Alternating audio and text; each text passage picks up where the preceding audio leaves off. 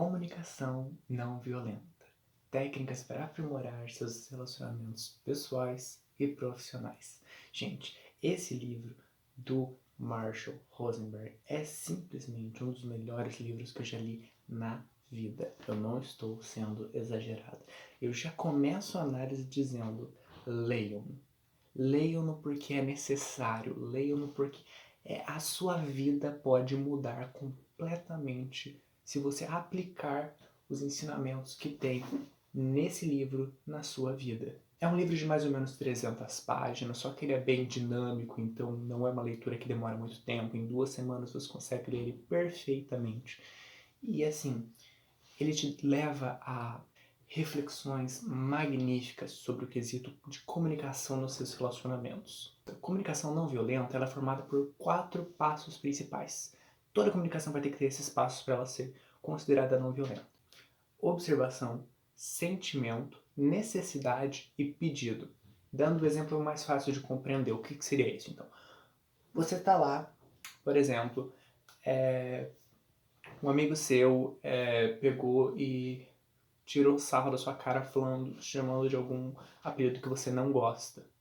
Em vez de você simplesmente brigar com ele, você fala o quê? Primeiro passo, observação. Quando você me chama nessa situação disso, eu, 2, sentimento, me sinto magoado, me sinto mal.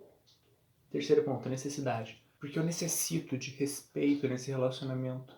Eu não gosto dessa forma com a qual você me chama. Quarto ponto, pedido. Por isso eu gostaria de que você não me chamasse mais assim. Veja bem, por mais que pareça uma coisa muito mecanicista, muito técnica, muito antinatural, ela é muito mais completa. Por quê? Se eu simplesmente, a pessoa me chama de alguma coisa, eu não gosto que ela me chame assim, eu vou lá e falo um palavrão pra ela, brigo com ela, ela não entendeu que eu não gosto, ela não entendeu como eu me sinto, eu mesmo não refleti sobre como aquilo me faz sentir e o porquê eu me sinto assim. Qual é a minha necessidade que não está sendo cumprida naquele momento, naquela observação. E se eu não faço um pedido, não adianta nada. Então, um dos aspectos mais importantes da comunicação violenta é da parte de como você expressar a sua raiva de maneira plena. O que seria isso, então? Você parar, identificar na nossa cabeça quais pensamentos nossos estão julgando aquela pessoa que nos faz mal, que nós estamos com raiva, conectarmos as nossas necessidades. Por que, que eu estou com raiva daquela pessoa? Qual é a necessidade minha que não está atendida? E é muito dito pelo Marshall nesse livro sobre como nós, na nossa cultura, temos uma aversão, nós não sabemos identificar nossas necessidades, nós não somos ensinados a identificar nossas necessidades. Então você tem que parar e pensar, respira, pensa o que aconteceu, qual foi a observação, e pensa qual necessidade minha não está sendo atendida. Por que aquela pessoa quando faz isso me deixa tão irritada? Por que aquela pessoa quando fala isso me deixa tão irritada? E depois que você fez esse pensamento, que você já viu na sua cabeça, é essa necessidade minha que não está sendo atendida, você expressa para outra pessoa tudo isso, mas não simplesmente brigando com ela. Não adianta simplesmente você saber o que aconteceu. Você tem que explicar para a pessoa o que aconteceu. Se daí você usa os 4 componentes. Você usa a observação, o que aconteceu especificamente, o sentimento, a sua necessidade que não foi atendida e um pedido. Por que do pedido? Por que é necessário você demonstrar tudo isso a comunicação não violenta? Porque ninguém tem bola de cristal. Ninguém consegue adivinhar o que você está pensando ou pelo que você está passando. Na realidade, na maior parte das vezes, nem você mesmo sabe por que você está irritado com aquela pessoa. Então, uma grande questão que é refletida pelo escritor desse livro é que nós não ficamos com raiva pelo que as pessoas falam ou fazem. Porque isso é o estímulo do nosso sentimento. Só que estímulo é diferente de causa. O que causa a nossa mágoa, a nossa raiva, nossa tristeza, nossa felicidade, são as nossas necessidades estando sendo ou não atendidas. E se nós não entendemos qual é a nossa necessidade naquele momento, nós não entendemos qual é a causa daquele sentimento. Então, você não está bravo, aquela pessoa não te deixa irritada. Não. Aquela sua necessidade X não sendo atendida te deixa brava. E aquela necessidade pode ser atiçada, digamos assim, por diversos estímulos, seja porque a pessoa te chamou de algum nome, porque a pessoa não fez tal coisa, ou porque a pessoa fez alguma outra coisa que vai contra aquela necessidade e faz você despertar aquele sentimento. Então a comunicação não violenta ela tem esses 4 componentes e ela é estabelecida a partir de 2 passos. Primeiro, expressar-se com honestidade. Não com sarcasmo, não com mentindo para a pessoa não tem como adivinhar o que você está sentindo, e se você não comunica com a pessoa corretamente o que ela está sentindo, o que você está sentindo, ela não tem como pegar e se corrigir. Eu tenho inclusive uma figurinha de WhatsApp de uma amiga minha, que uma vez veio e disse para mim, que eu fui reclamar com ela, que uma outra pessoa não tinha entendido o que eu queria dizer. Ela disse, mas você disse especificamente isso? Eu falei, não, mas estava implícito.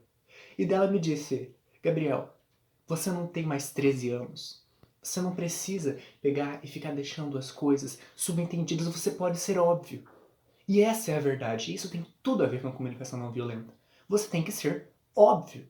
Então não adianta você reclamar que a pessoa não entende você, que a pessoa não corresponde ao seu sentimento, se você não é claro com a pessoa. Não adianta você ficar dando os subentendidos, os implícitos e esperar que a pessoa, na cabeça dela, imagine o que você estava querendo. Você tem que ser óbvio. Então, se você gosta de uma pessoa, fale que você gosta dela. Se você não gosta de que alguém fale alguma coisa, diga que você não gosta.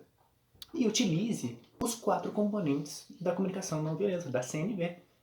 Fale qual foi a observação, qual é o caso específico. Tem que ser específico. Fale qual é o sentimento que isso desperta em você. Fala qual é a sua necessidade que não está sendo atendida. E fale qual é o pedido que você tem que fazer para ela, certo? Uma comunicação sem um pedido não é uma comunicação completa. E essa parte da necessidade, por mais que possa parecer besta, porque a gente não tem, como eu disse, costume de pensar nas nossas necessidades, ela é a parte uma das mais importantes.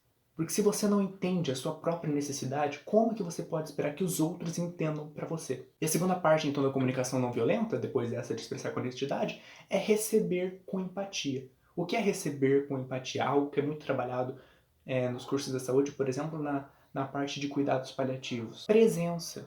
Esteja lá, não esteja fazendo outras coisas, esteja lá ouvindo a pessoa, esteja lá procurando entender os sentimentos e as necessidades daquela pessoa. Parafraseie o que ela fala. Então, por exemplo, se a pessoa diz, eu não gosto que você faça isso, você repete o que ela disse. Não necessariamente exatamente da forma como ela falou, mas repete para dar uma confirmação, para mostrar para a pessoa que você está com atenção e para ter certeza de que você está realmente compreendendo o que aquela pessoa quer dizer para você. E quando a dor bloqueia a sua capacidade de ser empático, por exemplo, numa briga, quando você está brigando com outra pessoa, você também tem que escutar com empatia, mas muitas vezes você não consegue porque você está com raiva.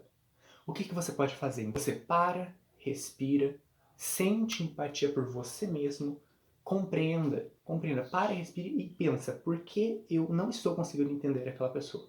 Por que eu estou com raiva?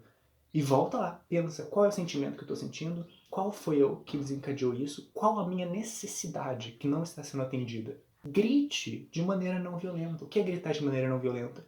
É gritar, falar mais alto. Só que não um grito vazio, um grito que a pessoa não vai fazer diferença nenhuma porque ela não vai entender. Um grito que explique para ela o seu sentimento, sua necessidade e um pedido. E a observação, claro. Em último caso, remover-se fisicamente na discussão. Simplesmente falar, não, tô bem, não dá, podemos falar isso depois. Sai, vai lá no seu quarto, respira, toma uma água, pensa então o que causou aquela discussão, como que você se sentiu, quais são suas necessidades. Comunicação não violenta, por mais que o nome seja comunicação, que você pensa então em interpessoal, ela também é uma comunicação interna. Comunicação não violenta é você parar e olhar para você mesmo e pensar o porquê eu estou assim. Por que eu estou sentindo raiva? Por que eu estou me sentindo alegre? Certo? É uma questão de autoconhecimento. Algo muito pouco praticado pelas pessoas na atualidade.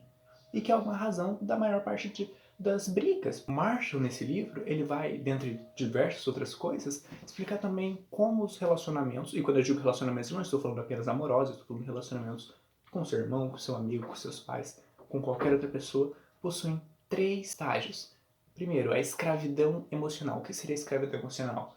Quando você se sente responsável pelos sentimentos dos outros. Lembra o que eu falei, que o autor fala? Você não é a causa de nenhum sentimento das outras pessoas. Você pode ser o estímulo, mas a causa são as necessidades daquela pessoa não estarem sendo atendidas. Então, você não pode, nesse primeiro estágio do relacionamento, você se responsabiliza pelos sentimentos dos outros. Isso é muito inconsciente. Até que chega o estágio 2, que é o estágio ranzinza. É o momento em que você se dá conta do estágio 1, ou seja, o momento que você se dá conta que você está se responsabilizando por sentimentos dos outros, não pelos seus sentimentos. Que você está se responsabilizando como se você fosse a causa e não o estímulo.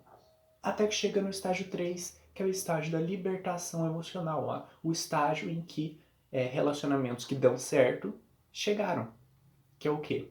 É o momento em que você passa a se responsabilizar pelos próprios sentimentos, pelas próprias ações, e não pelos sentimentos dos outros necessariamente.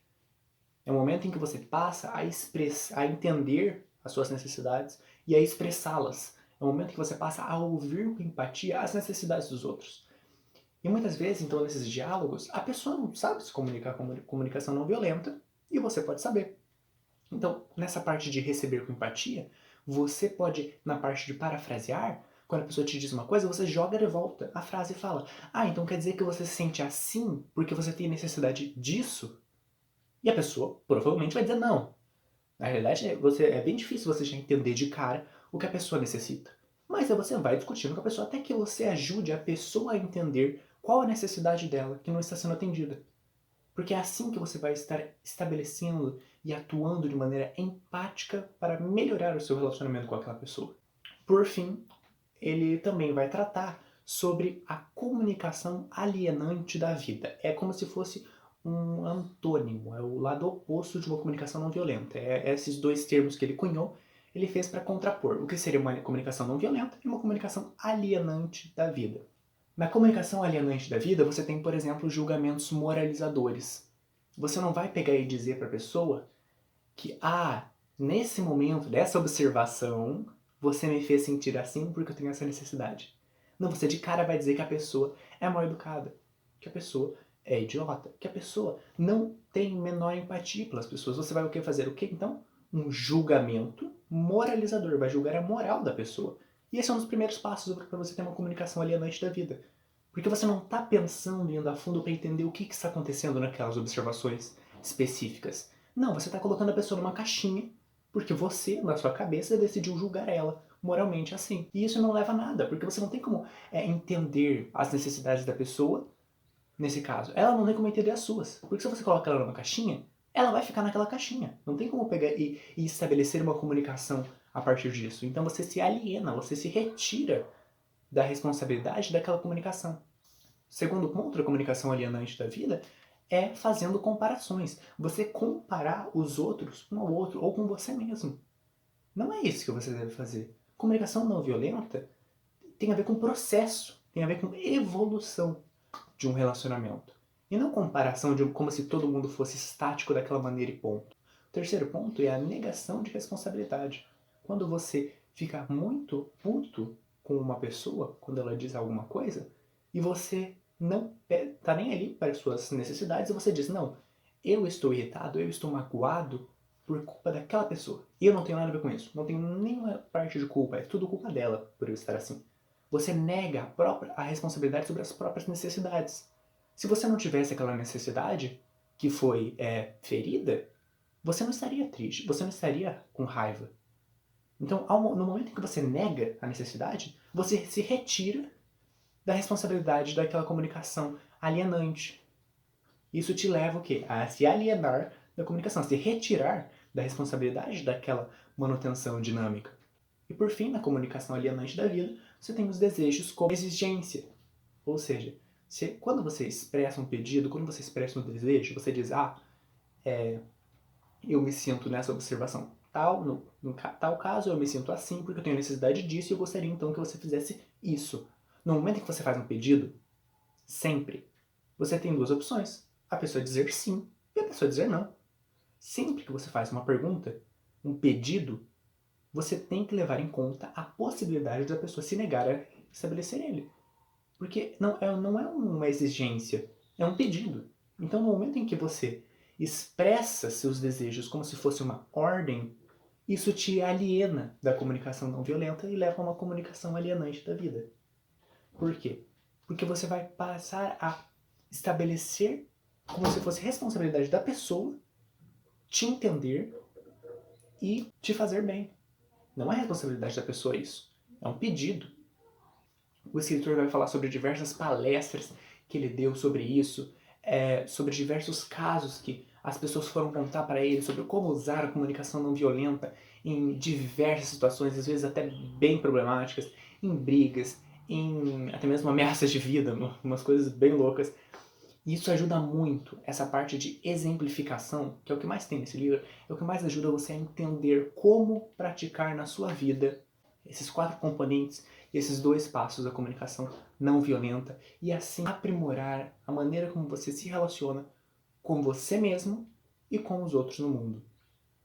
Então, gente, se vocês gostaram dessa análise literária, curtam, comentam o que vocês acharam, compartilhem para quem você acha que precisam saber da comunicação não violenta e realmente leiam esse livro, comprem, tenham ele na sua cabeceira e apliquem essa comunicação na sua vida, que eu tenho certeza que vai melhorar muito e vai ser um divisor de águas nos seus relacionamentos.